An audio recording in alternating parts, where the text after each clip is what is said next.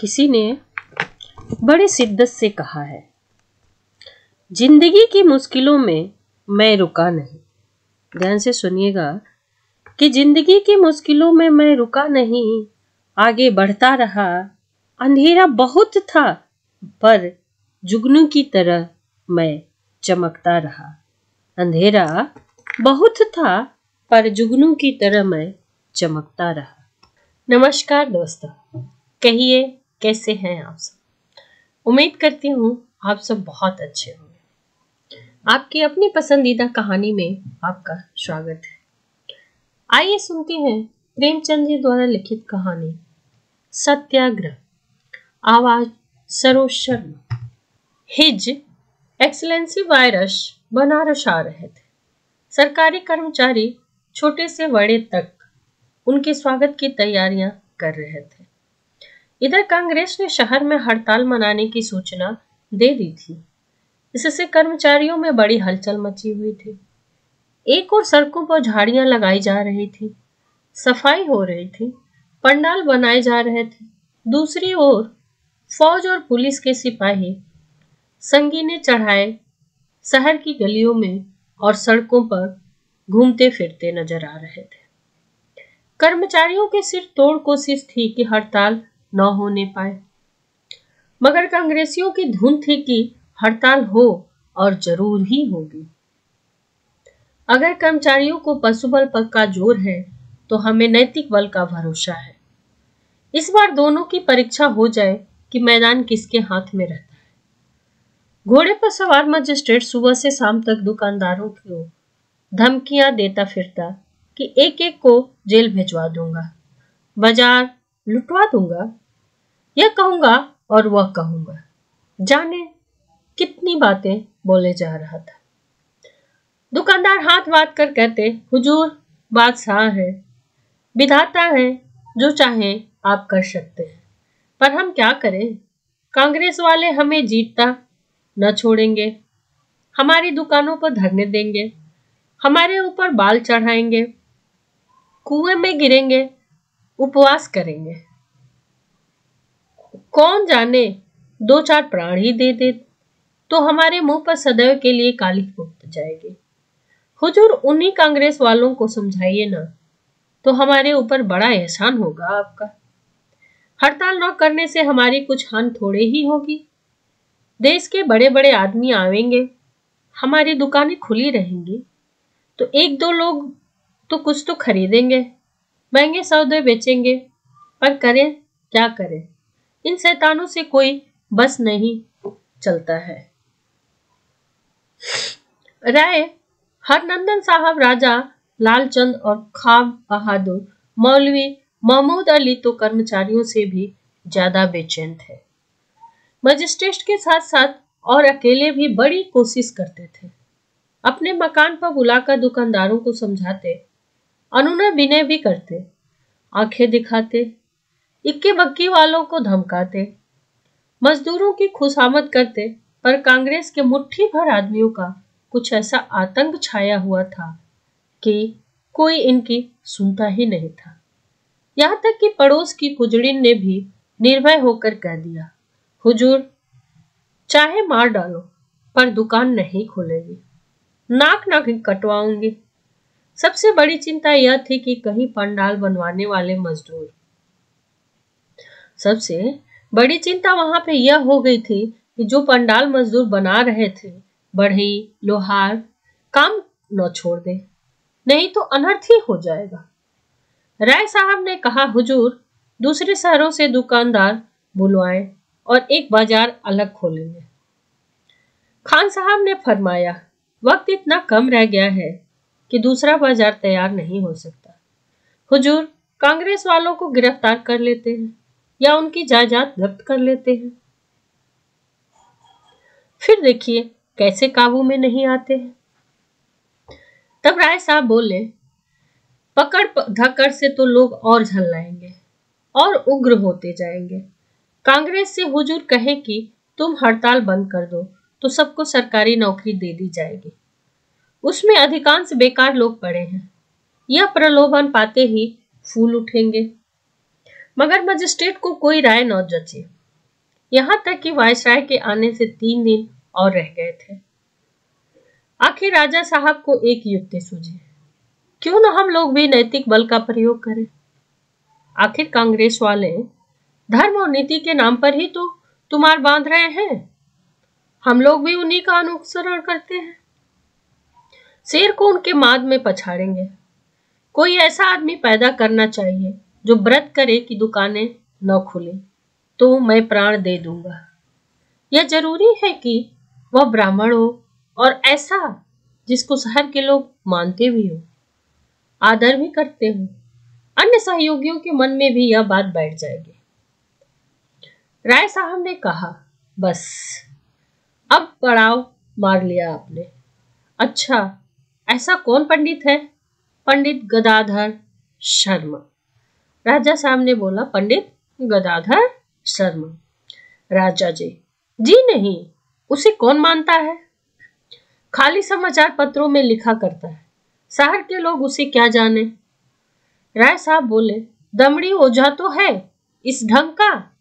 राजा जी नहीं, कॉलेज के विद्यार्थियों के सिवा उसे और कौन जानता है? राय साहब बोले, पंडित मोटेराम शास्त्री उसे जानते हैं। राजा, बस बस बस, आपने खूब सोचा। बेशक वह है इस ढंग का, उसी को बुलाना चाहिए। विद्वान है, धर्म कर्म में रहता है, चतुर भी है। वह अगर हाथ में आ जाए तो फिर बाजी हमारी तरफ ही होगी। राय साहब ने तुरंत पंडित मोटेराम के घर संदेश भेज दिया। उस समय शास्त्री जी पूजा कर रहे थे। यह पैगाम सुनते ही जल्दी से पूजा समाप्त की और मिलने के लिए चल दिए। राजा साहब ने बुलवाया है, धन्य भाग हमारे। धर्मपत्नी से बोले, आज चंद्रमा कुछ बली मालूम होते हैं, कपड़े लाओ, देखो क्यों बुलाया गया है। स्त्री ने तब कहा, भोजन तैयार है, करते जाओ, न जाने कब लौटने का अवसर मिले तुम्हें। किंतु शास्त्री जी ने आदमी को इतनी देर खड़ा रखना उचित नहीं समझा। जाड़े के दिन थे। हरी बनात की अचकन पहनी जिस पर लाल संकाज लगी हुई थी। गले में एक जरी का दुपट्टा डाला, फिर शीर्ष पर बनारसी साफा बांधा, लाल चौड़े किनारे की रेशमी धोती पहनी और खड़ाऊ पहनकर चल दिए। उनके मुख पर से ब्रह्म तेज टपकता था। दूर ही से मालूम होता था कि कोई महात्मा आ रहे हैं। रास्ते में जो मिलता सिर झुकाता। कितने ही दुकानदारों ने खड़े होकर पैलगी की थी। आज काशी का नाम इन्हीं की बदौलत चल रहा है, नहीं तो और कौन रह गया है। कितना नम्र स्वभाव है इनका, बालकों से हंसकर बातें करते हैं। इस ठाठ से पंडित जी राजा साहब के मकान पर पहुंचे। तीनों मित्रों ने खड़े होकर उनका स्वागत किया, सम्मान किया। खां बहादुर बोले, कहिए पंडित जी, मिजाज तो अच्छे हैं ना? बल्लाह, आप नुमाइश में रहने के काबिल आदमी हैं। आपका वजन तो 10 मन से कम ना होगा। राय साहब बोले, 1 मन इल्म के लिए 10 मन अक्ल के लिए चाहिए होता है। उसी कायदे से 1 मन अक्ल के लिए 10 मन का जिस्म जरूरी है, नहीं तो उनका बोझ कौन उठाएगा। राजा साहब, आप लोग इसका मतलब नहीं समझ सकते। बुद्धि एक प्रकार का नजला है, जब दिमाग में नहीं समाती तो जिस्म में आ जाती है। खान साहब, मैंने तो बुजुर्गों की जुबानी सुना है कि मोटे आदमी अक्ल के बहुत बड़े दुश्मन होते हैं। राय साहब, आपका हिसाब कमजोर था, वरना आपकी समझ में इतनी बात जरूर आ जाती कि जब अक्ल और जिस्म में 1 और 10 के अंतर है, तो जितना ही मोटा आदमी होगा उतना ही उसकी अक्ल का वजन भी बहुत ही ज्यादा होगा। राजा साहब, इससे यह साबित हुआ कि जितना मोटा आदमी उतनी ही मोटी उसकी अक्ल होगी। मोटेरा, जब मोटी अक्ल की बदौलत राज दरबार में पूछ होती है तो मुझे पतली अक्ल लेकर क्या करना है। हास पर हास के बाद राजा साहब ने वर्तमान समस्या पंडित जी के सामने रख दी और उनके निवारण का जो उपाय सोचा था वह भी बता दिया। बोले, बस यह समझ लीजिए कि इस साल आपका भविष्य पूर्णतः अपने हाथों में ही है।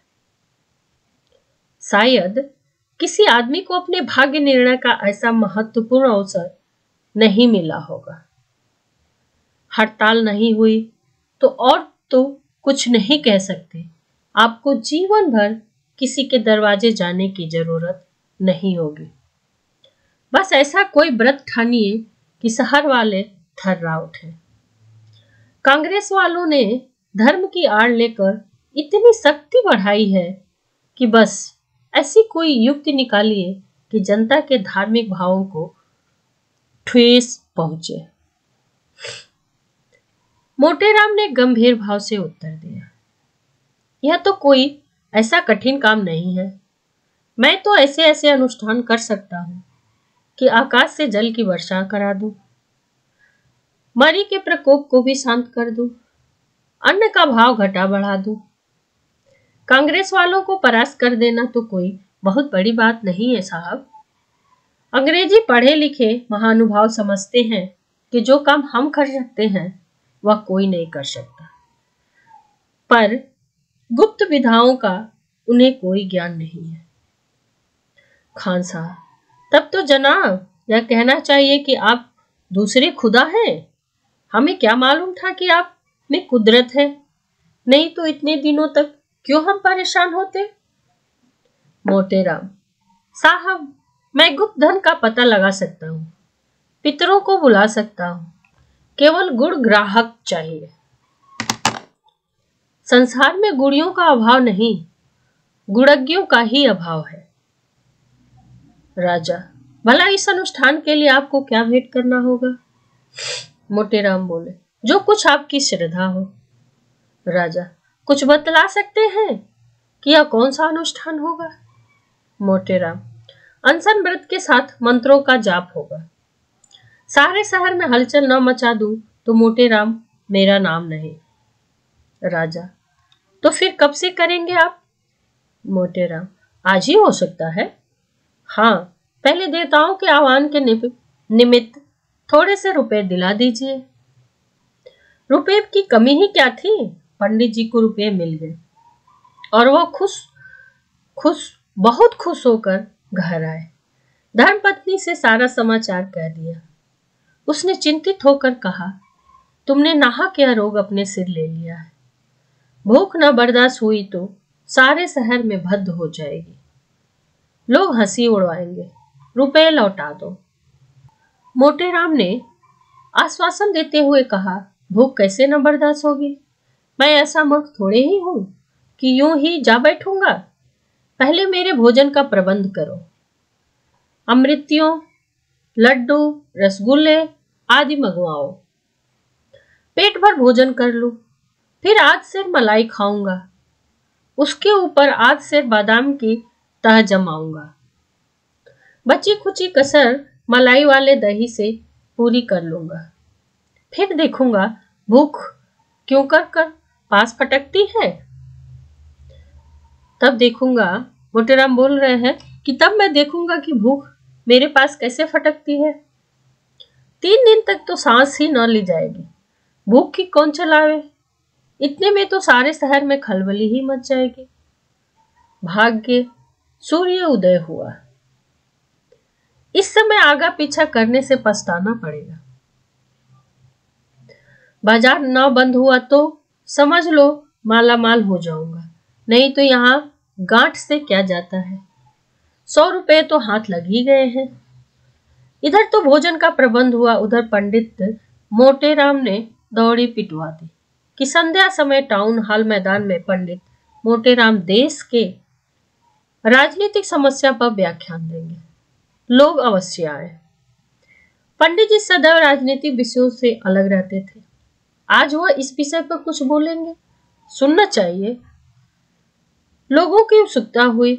पंडित जी का शहर में बड़ा मान था। नियत समय पर कई हजार आदमियों की भीड़ लग गई। पंडित जी घर से अच्छी तरह तैयार होकर हॉल में पहुंचे। पेट इतना भरा हुआ था कि चलना कठिन हो रहा था। जो ही वह वहां पहुंचे, दर्शकों ने खड़े होकर उन्हें साष्टांग दंडवत प्रणाम करना शुरू किया। मोटेराम बोले, नगरवासियों, व्यापारियों, सेठों और महाजनों, मैंने सुना है तुम लोगों ने कांग्रेस वालों के कहने में आकर बड़े लाट साहब के शुभ आगमन के अवसर पर हड़ताल करने का निश्चय किया है। यह कितनी बड़ी कृतज्ञता की बात है। वह चाहे तो आज तुम लोगों को तोप से मुंह पर उड़वा देंगे, सारे शहर को खुदवा डालेंगे। राजा है भाई, हंसी हट्ठा नहीं होनी चाहिए। वह तरह देते जाते हैं, तुम्हारी दीनता पर दया करते हैं, और तुम गौओं की तरह हत्या के बल खेत चरने को तैयार हो। लाट साहब चाहे तो आज रेल बंद कर दे, डाक भी बंद कर देंगे, माल का आना जाना बंद हो जाएगा। तब बताओ क्या करोगे तुम लोग? तुम उनसे भागकर कहां जा सकते हो? कहीं भी ठिकाना है? इसलिए जब इस देश में और उन्हीं के अधीन रहना है तो इतना उपद्रव क्यों मचाते हो? तुम झाड़ू से आंधी को रोकने चले हो। खबरदार, जो किसी ने बाजार बंद किया, नहीं तो कह देता हूं यही अन्न जल त्याग कर अपना प्राण दे दूंगा, त्याग दूंगा। एक आदमी ने शंका की, महाराज, आपके प्राण निकलते निकलते महीने भर से कम नहीं लगेगा, 3 दिनों में क्या होगा? मोटेराम ने गरज कर कहा, प्राण शरीर में नहीं रहता। मोटेराम ने कहा कि प्राण शरीर में नहीं रहता है, ब्रह्मांड में रहता है। मैं चाहूं तो योग बल से अभी प्राण त्याग सकता हूं। मैंने तुम्हें चेतावनी दे दी है, अब तुम जानो, तुम्हारा काम जाने। मेरा कहना मानोगे तो तुम्हारा कल्याण ही होगा, नहीं मानोगे तो हत्या लगेगी। संसार में कहीं मुंह दिखाने के लायक नहीं बचोगे। बस यह लो, मैं यही आसन जमाता हूं और जल अन्न त्याग करके अपना प्राण दे दूंगा। धन्यवाद दोस्तों। कहानी अच्छी लगी हो तो लाइक, कमेंट, शेयर और सब्सक्राइब करना ना भूलें। दोस्तों, हमें आपके मोटिवेशन की बहुत ज़रूरत है। प्लीज़ चैनल को ज़्यादा से ज़्यादा सब्सक्राइब करें। मिलते हैं कहानी के अगले भाग में। तब तक के लिए मस्त रहें, खुश रहें, व्यस्त रहें। धन्यवाद।